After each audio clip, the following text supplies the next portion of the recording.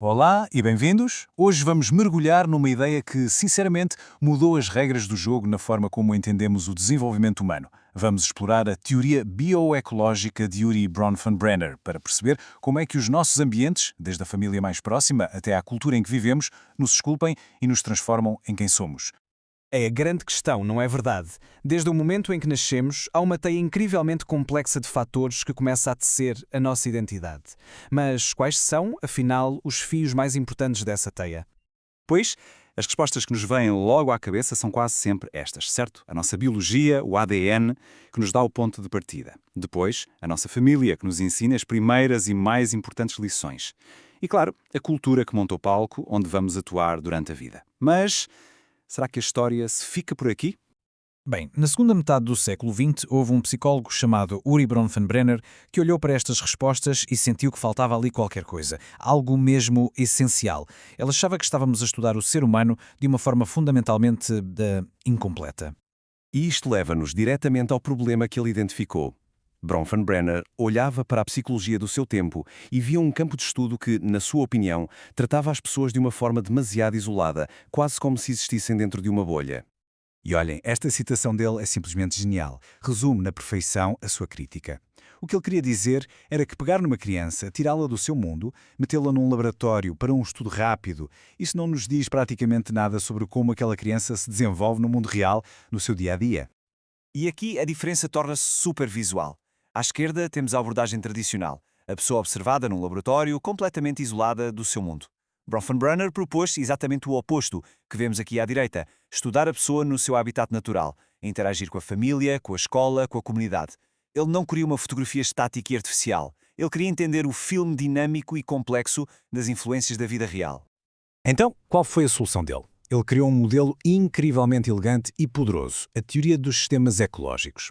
E a melhor metáfora para o percebermos é mesmo pensar naquelas bonecas russas, as matrioscas, que encaixam umas dentro das outras. Ok, vamos a ver a primeira boneca, a mais pequena. Este é um microsistema. É o nosso mundo imediato, o nosso palco principal. É aqui que vivemos o nosso dia-a-dia. Em casa, na escola, no trabalho. São os sítios onde temos interações diretas, cara a cara, com outras pessoas e com o que nos rodeia. Agora, a parte genial é que estes palcos não estão isolados. O mesossistema é a camada seguinte e representa exatamente as ligações entre os nossos diferentes microsistemas. Pensem na relação entre a casa de uma criança e a escola dela. O que acontece num sítio afeta diretamente o outro. Uma reunião de pais e professores, por exemplo, é o mesossistema em ação. É a ponte entre dois mundos da criança. Vamos para a camada seguinte, o ecossistema. E aqui a coisa fica ainda mais interessante. Estes são ambientes onde nós nem sequer estamos presentes, mas que nos afetam e muito. O exemplo clássico é o local de trabalho dos pais. Se um pai ou uma mãe tem um dia péssimo no trabalho, cheio de stress, isso pode muito bem influenciar a forma como vai interagir com o filho em casa, mesmo que a criança nunca tenha metido os pés naquele escritório. E por fim, a maior de todas as bonecas, a que envolve todas as outras, o macrosistema. Este é, digamos, o grande plano cultural. Inclui as leis do país, os valores da sociedade, as ideologias. Basicamente, é o sistema que define as regras do jogo para todos os outros sistemas que estão lá dentro. Pensem só em como as atitudes de uma cultura em relação à educação, por exemplo, moldam tudo, desde as políticas escolares até às conversas que se têm em casa. Mas isto é o que é realmente fascinante em Bronfenbrenner. A história não ficou por aqui. Ele era o maior crítico do seu próprio trabalho e continuou a refinar a teoria ao longo da vida. Ele percebeu que o seu primeiro modelo, mesmo sendo revolucionário, tinha uma falha importante. Ele próprio se apercebeu de que se estava a dar demasiada ênfase ao contexto. Chegou mesmo a dizer, com alguma ironia, que o campo da psicologia tinha passado de estudar o desenvolvimento sem contexto para estudar o contexto sem desenvolvimento. Faltava uma peça-chave no puzzle. E essa peça que faltava era a própria pessoa. Por isso, o modelo evoluiu para o que hoje chamamos de modelo bioecológico, que coloca as características únicas de cada indivíduo de volta no centro da equação, a dançar constantemente com o ambiente à sua volta. Para organizar esta nova dinâmica, ele criou o modelo PPCT, quase como uma fórmula para entender o desenvolvimento. O primeiro P é a pessoa, com tudo o que a torna única. O segundo P é o processo, que é o verdadeiro motor disto tudo, e já vamos ver porquê. O C é o contexto, ou seja, as nossas bonecas russas. E, muito importante, o T representa o tempo. Não só o nosso tempo de vida, mas também o tempo histórico em que estamos inseridos.